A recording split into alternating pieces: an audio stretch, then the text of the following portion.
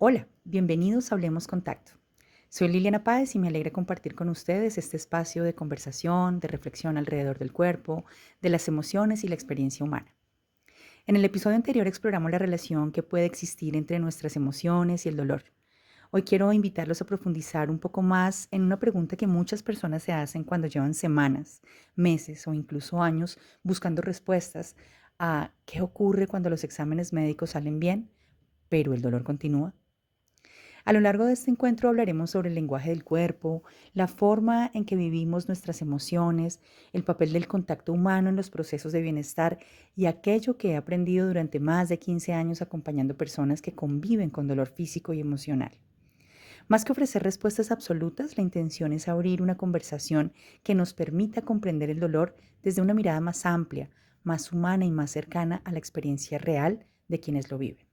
Gracias por acompañarme. Comencemos. Bueno, Liliana, muchas personas reciben una buena noticia de su médico, los exámenes están bien, no hay lesión visible, no hay nada grave que se pueda ver realmente y aún así siguen sintiendo dolor. ¿Qué crees que ocurre dentro de una persona cuando el cuerpo sufre pero nadie puede encontrar alguna explicación? Bueno, qué pregunta tan interesante. ¿Qué está ocurriendo dentro de una persona que está sufriendo por dentro y nadie haya dado una explicación, a pesar de que los exámenes clínicos salgan bien o que el médico diga que está dentro del rango de normalidad, donde no hay una lesión visible, no hay aparentemente nada grave? Estas personas normalmente están sufriendo los efectos del trauma y hay diversas formas de trauma, ¿no? Bien sea por accidentes físicos, o por asuntos emocionales, por problemáticas que no se resolvieron a tiempo, que no se atendieron, que no fueron digeridas, duelos que no se elaboraron. Entonces estas personas guardan señales, guardan marcas de estos duelos que transforman su forma de relacionarse consigo mismo, con el dolor, con su cuerpo, con los distintos lenguajes en los que intentan expresarse o bloquean su expresión, bloquean sus relaciones interpersonales. Entonces, por ejemplo, hay señales, vamos a hablar de un paciente que recientemente llegó y pues en esta relación terapéutica que inicia, mm, hay una cantidad de señales en su rostro, de gestos, a veces sonrisas nerviosas, a veces una mirada profunda o al mismo tiempo muy vaga, movimientos, por ejemplo, de la pierna o de las manos o con los dedos, que muestran la necesidad de regularse y de la dificultad para entrar en intimidad. Entonces, estas personas que han experimentado grandes dificultades a la hora de establecer comunicación, a veces menos temerosa en una relación terapéutica, les toma un poco más de tiempo e incluso dentro del proceso terapéutico pueden experimentar que no hay evolución, que no hay avance, porque tienen un ritmo distinto para entrar a esas profundidades, para sumergirse y crear confianza nuevamente. Cuando han sido afectadas, por ejemplo, por formas de abuso, ¿no? Abuso infantil, a veces abuso sexual, que pues desafortunadamente estamos en una sociedad en la que hasta ahora estamos denunciando este tipo de eventos, pero muchos experimentamos de distintas formas situaciones abusivas que normalizamos o que no fuimos capaces de denunciar o capaces de decir incluso a nuestros padres por temor a ser señalados, a que no nos creyeran. Entonces guardamos esas memorias en el cuerpo y aunque los exámenes de laboratorio de diagnóstico parezcan normales, tenemos una cantidad de rezagos en nuestro cuerpo, nerviosas específicamente en nuestro sistema nervioso, que funcionan en modo de alerta y que se encienden cuando hay sensación de amenaza o cuando hay una percepción de entrar a campos internos a los que nosotros mismos no hemos logrado ingresar. Totalmente, Liliana. Y pues tú sabrás, nosotros solemos vivir el dolor como si fuera nuestro enemigo. Desde tu experiencia de más de 15 años, ¿crees que el dolor pueda también ser una forma para comunicarnos? Bueno, efectivamente vemos el dolor como un enemigo. En el anterior episodio hablábamos de que no íbamos a la raíz del dolor porque se nos ha tratado la enfermedad como un obstáculo, como algo negativo, como algo que interrumpe nuestro ritmo veloz, efectivo hacia el éxito. Desafortunadamente tenemos una visión de éxito, sin meterme en terrenos políticos, o más bien una visión exitista que hace que, que vayamos por encima de nosotros mismos hacia la meta, dirigidos hacia la meta, sin pensar en las consecuencias de esta nave maravillosa que vemos muchas veces como una máquina, ¿no? Como desde esa visión biologicista únicamente vemos como una máquina funcional que tiene que rendir en cierta velocidad, traerme ciertos resultados y no observamos qué está percibiendo el cuerpo en la medida que vamos tramitando o trasegando esa meta que nos hemos impuesto, ¿no? Entonces vemos la enfermedad y el dolor como un enemigo y más bien está intentando comunicarnos. Entonces, efectivamente, el dolor es es un grito que nos está permitiendo parar, observar qué estamos haciendo con nuestra vida, con nuestro cuerpo, con mm, el destino que elegimos vivir, qué tan conscientes estamos siendo de ese destino, de esas elecciones, y cómo nos comunicamos internamente, ¿no? Verbal y físicamente.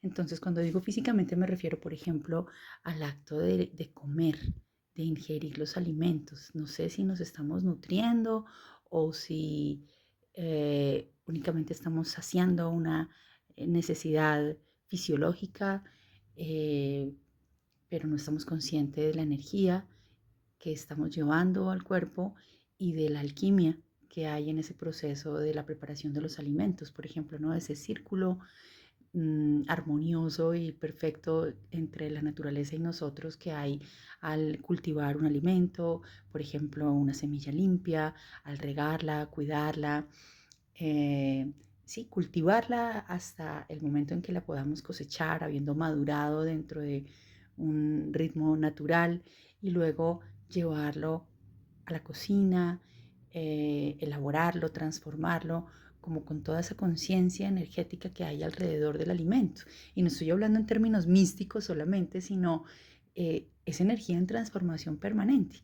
Luego la llevamos a la boca y se convierte en materia prima de cada uno de nuestros órganos y de su funcionamiento, nutre inclusive nuestro cerebro, entonces la calidad de nuestros pensamientos y nuestras emociones están relacionadas con ese alimento, con esa transformación, de dónde provino, ¿no? Entonces no sé si realmente nos hacemos todas estas preguntas y claro, va a parecer muy filosófico y que nos estamos cuestionando demasiado en un ritmo tan acelerado, pero justamente por llegar a estos niveles de velocidad es que estamos enfermando constantemente y no le encontramos respuesta a la enfermedad que puede ser más fácil y más a la mano, esa sanación o esa curación de lo que creemos y menos costosa de lo que el sistema de salud nos brinda como alternativa, ¿no? Entonces sí, hay una comunicación profunda, pero también sutil con el dolor. Y es por eso un maestro, ¿no? Porque viene a enseñarnos qué está pasando con nuestro cuerpo, cómo estamos funcionando, cómo nos relacionamos con esta sociedad eh, y hacia dónde queremos llevar nuestra vida, qué tan sagrada o qué tan trascendental es la vida que estamos viviendo, si la vida nos vive o si somos nosotros quienes vivimos la vida. Y pues me gustaría que pasáramos a hablar un poco acerca de la relación entre el dolor y la memoria. ¿Crees tú que el cuerpo guarda experiencias que la mente de pronto ha intentado olvidar antes? Por supuesto que el cuerpo guarda experiencias que la mente ha intentado olvidar. El cerebro está diseñado para sobrevivir. Por lo tanto, anula o suprime memorias dolorosas, difíciles, que le generen obstáculos para continuar con la vida, porque esa es su prioridad. Entonces nos vamos a remitir nuevamente al caso de algún abuso o acoso sexual que ha recibido una persona que se siente vulnerable, por ejemplo, en la infancia, que es indefensa. Una persona en una situación de estas que no expresa por vergüenza, por miedo, por culpa, por esas emociones irracionales que le llegan a un niño que no es capaz de elaborar y comprender desde dónde viene la acción del adulto, sea hombre o sea mujer, suprime esa información y se va a revelar más adelante durante su desarrollo sexual o al experimentar el placer y va a confundir estos sentimientos, estas sensaciones y van a llegar nuevamente esas memorias de culpa y esto puede transformar o negar el placer o su sexualidad de manera natural y se puede convertir en una enfermedad, en una rigidez, por ejemplo, al nivel de las caderas, en la naturalidad del cuerpo y del placer que todos los mamíferos estamos disponibles para expresar. Otra herida que se conserva en el cuerpo es, por ejemplo, la herida de humillación. Entonces, si de pequeños los hombres que han estado, por lo menos en nuestra sociedad, aún machista, están exigidos para mostrar virilidad y potencia y no expresan o reciben durante la adolescencia bullying entre los mismos compañeros o, por ejemplo, en sus primeros encuentros íntimos y no reaccionan como, por ejemplo, el cine pornográfico, que es una realidad, muestra, ¿no? que debe, eh, cómo debe comportarse el hombre durante el acto sexual o la mujer también. Entonces, en el momento en que está expuesto a expresarlo en un momento real, esa sexualidad o está expuesto a actuar con ese estereotipo de macho y no es capaz, se siente humillado, ¿no? Por decir algo en la adolescencia. Entonces, más adelante, en sus años adultos, esta memoria va nuevamente a regresar en esos momentos de intimidad y su falta de respuesta o de resultado según esa medida social y cultural que tenemos, te va a recordar esa humillación y puede llegar a crear un bloqueo energético, un bloqueo fisiológico, un bloqueo emocional que no le permite su libertad y su expresión natural, por hablar de ese aspecto de la sexualidad. Cuando una persona, por ejemplo, vive largos periodos de estrés, tristeza, exigencia, sensaciones de abandono o este tipo de dificultades, ¿qué cambios concretos crees tú que comienzan a aparecer en el cuerpo de estas personas? Claro que sí, cuando una persona vive largos periodos de estrés o de exigencia o de tristeza, el cuerpo lo manifiesta. Entonces vemos, hablamos hoy en día del estrés oxidativo, entonces efectivamente los tejidos celulares empiezan a inflamarse al punto que se evidencia, ¿no? A través del tiempo, por ejemplo en las coyunturas, entonces hablamos de esas itis, gastritis, artritis, pielonefritis, de esos tejidos que van sufriendo estrés por tiempo excesivo hasta que pues los tejidos se inflaman y empiezan a manifestarlo. Lo mismo la exigencia, entonces nos muestra síntomas de lo que se llama en la medicina clínica hipertensión, la tristeza que está relacionada con la energía del pulmón, que es el encargado, el órgano regente y el encargado de gobernar la respiración y hacer circular la energía o el chi, según se llama la medicina tradicional china. Entonces, la tristeza surge cuando existe un desequilibrio o un déficit en la energía del pulmón. Estas personas que se congestionan constantemente, que una gripa se les convierte en una bronquitis y que son recurrentes estos síntomas, pues efectivamente están manifestando más bien melancolía, ¿no? Que ya es como mm, el síntoma crónico de la tristeza. Esto pues para darte respuesta a que por supuesto que el cuerpo manifiesta y se transforma y genera cambios concretos cuando no se gestionan las emociones adecuadamente y a tiempo. Y de hecho, pues tú sabes que a veces hay gente que dice que todo es emocional, hay muchas otras personas que rechazan completamente esta idea. En tu experiencia, ¿cómo entiendes esta relación sin caer en simplificarlo de una manera o de otra? Sí, yo creo que las personas que rechazan esa idea así radicalmente de que todo es emocional, pues es justamente porque no han abierto mm, su corazón a sentir o a eh, resolver, sanar y cerrar esos ciclos que les cuesta enfrentar, porque es que no es fácil, sanar es un acto de valentía. Y cada quien tiene un ritmo distinto y es completamente respetable. No podemos decir es que esta persona no quiere sanar o esta persona simplemente quiere llamar la atención. Claro que no. A veces ni siquiera le damos tiempo al cuerpo para experimentar porque evadimos todos esos círculos que no hemos cerrado, bien sea de la infancia o de un divorcio o de las pérdidas y los duelos por las que todos los seres humanos tenemos que pasar. Entonces, la forma de evadir es arrojarnos al trabajo, por ejemplo, o desbocarnos por los excesos, ¿no? Las adicciones. Entonces, es natural que estas personas que no han encontrado la forma o el vínculo para liberarse, para hacer una catarsis, para ir al fondo o a la raíz de sus dolores, pues no crean en que todo es emocional, en esa frase como tan simplista. Pero la verdad es que pues somos un conjunto de mm, dimensiones, ¿no? Física, emocional, espiritual o trascendente. Y eso es una realidad, pues cada vez la ciencia lo dice desde diferentes enfoques, desde diferentes lenguajes.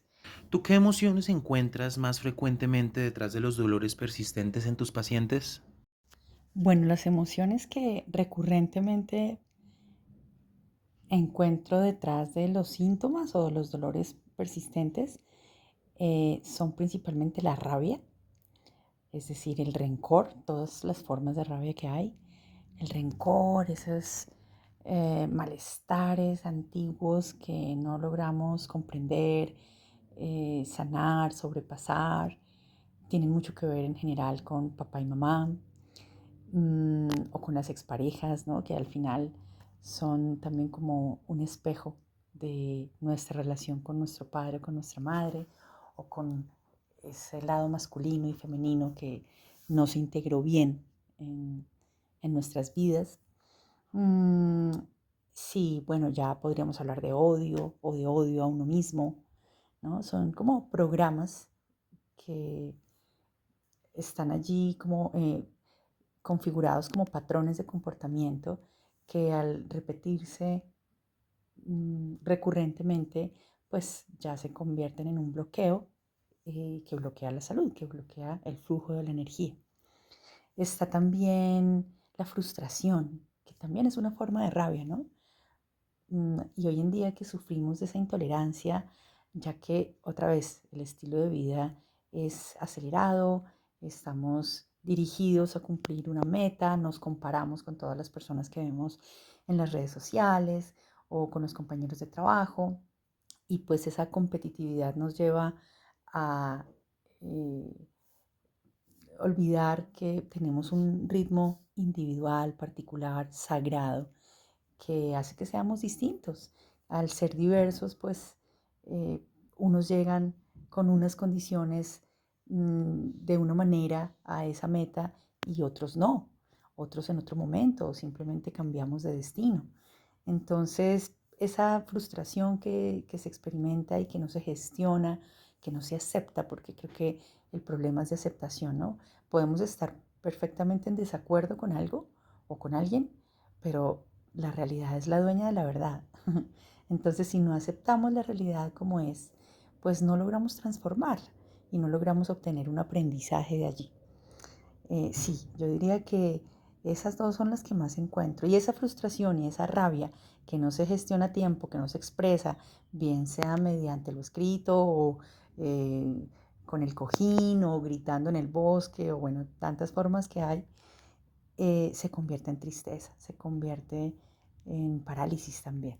Me parece muy valioso lo que nos compartes para quienes nos están escuchando, Liliana, y justamente para nuestros oyentes que puedan entender alguna historia real o sentirse identificados. No tienes que darnos nombres ni detalles personales, pero me gustaría saber, ¿hay alguna historia que haya cambiado tu manera de comprender el dolor? Definitivamente el dolor oncológico, en particular una persona que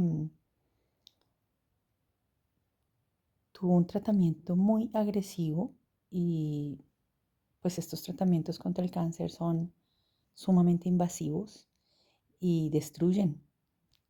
Pueden eliminar células cancerígenas, pero al mismo tiempo destruyen otros tejidos y crean otras complejidades inesperadas para el paciente que ya está traumado a partir del momento que recibe la noticia de cáncer, además del tratamiento en sí y pues adicionalmente el dolor durante la recuperación, antes, durante y después definitivamente. Entonces, el dolor es una barrera que es difícil de atravesar, pero solo atravesándola te das cuenta de el valor que tiene la vida y la valentía que ya es un atributo que todos traemos. No todos podemos desarrollarla en el mismo momento seguramente, pero es un atributo que está disponible, que podemos potenciar o fortalecer. Así que si hay una persona en especial, una mujer de 40 años con hijos, con un grado de dificultad importante, porque además estas enfermedades catastróficas paralizan la vida y muchas veces no tenemos el tejido social o la red de apoyo suficiente para enfrentar estas crisis inesperadas que trae la enfermedad. Pero después de esa línea aguda del dolor está la paz y está esa posibilidad de atender a través de la respiración, de la conciencia, como poniendo toda la conciencia plena en esa zona, en esa región física del dolor, puedes trascenderlo. Esto era lo que durante el tiempo que acompañé a esta persona me manifestaba. Y bueno, eh, es una persona que hizo su remisión del cáncer y tuvo un tratamiento totalmente exitoso, doloroso, sí, costoso, humana y físicamente, pero fue exitoso gracias a esa transformación que eligió darle al dolor. Bueno, Liliana, también me gustaría que pasáramos a hablar de el gran mito que trae todo esto del bienestar. El masaje terapéutico casi siempre ha tenido fama de ser un lujo o un placer, más allá de una necesidad. ¿En qué momento crees que se convierte un masaje una medicina? Bueno, el masaje terapéutico se convierte en medicina, no se convierte, siempre lo fue, desde las distintas tradiciones ancestrales.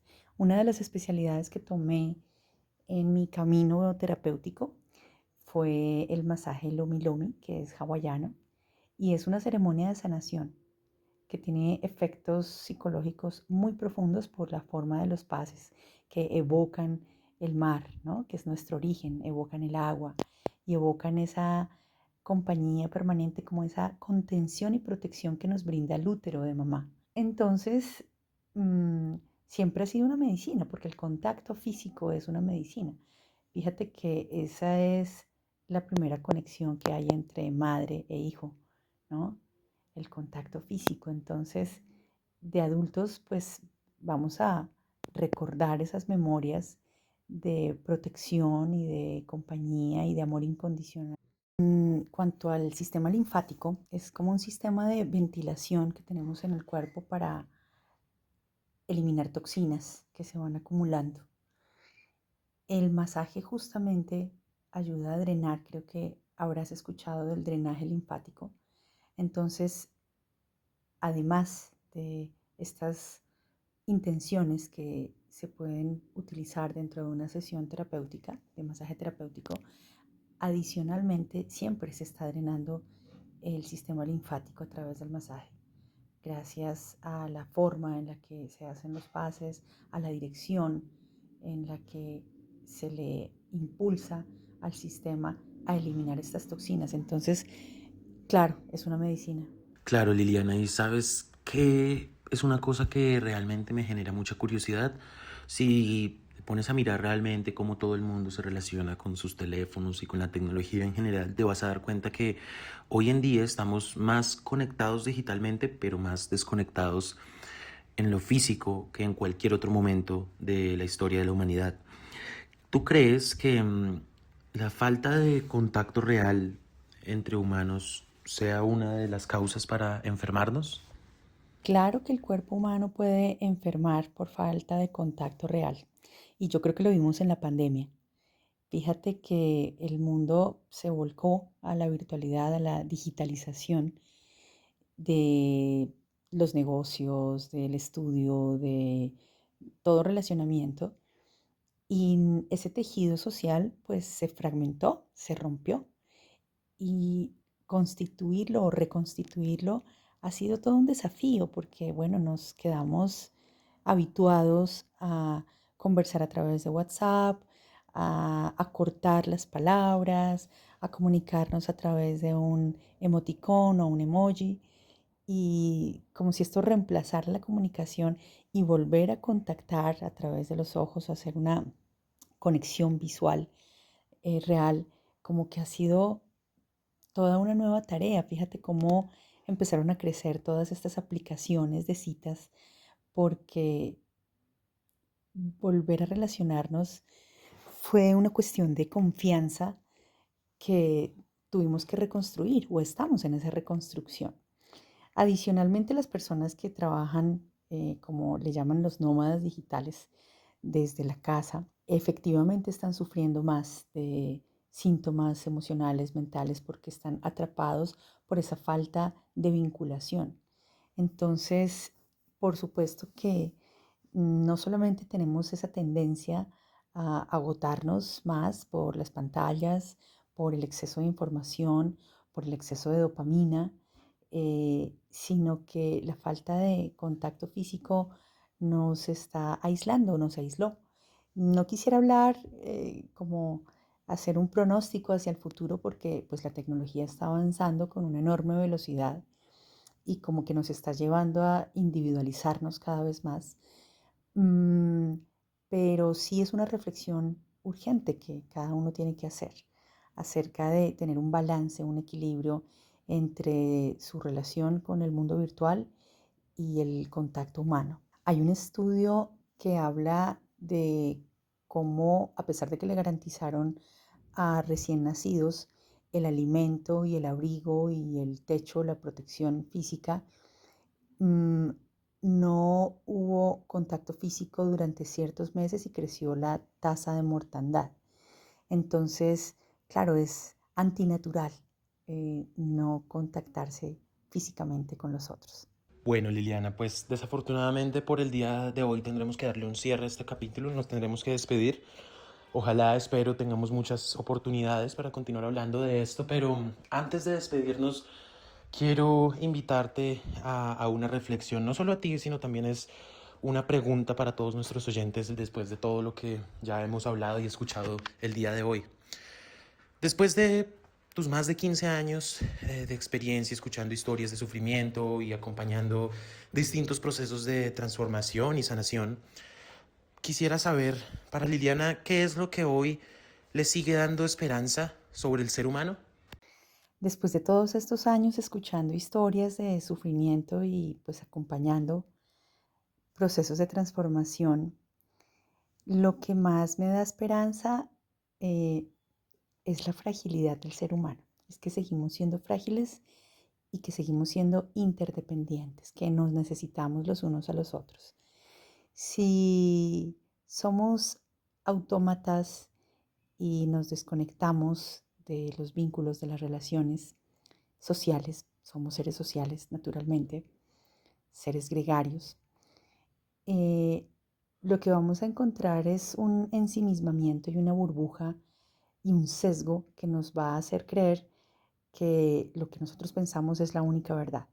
y la vamos a defender y a proteger tanto y nos vamos a polarizar tanto como está pasando, ¿no? En la política, en los puntos de vista que hay alrededor del mundo.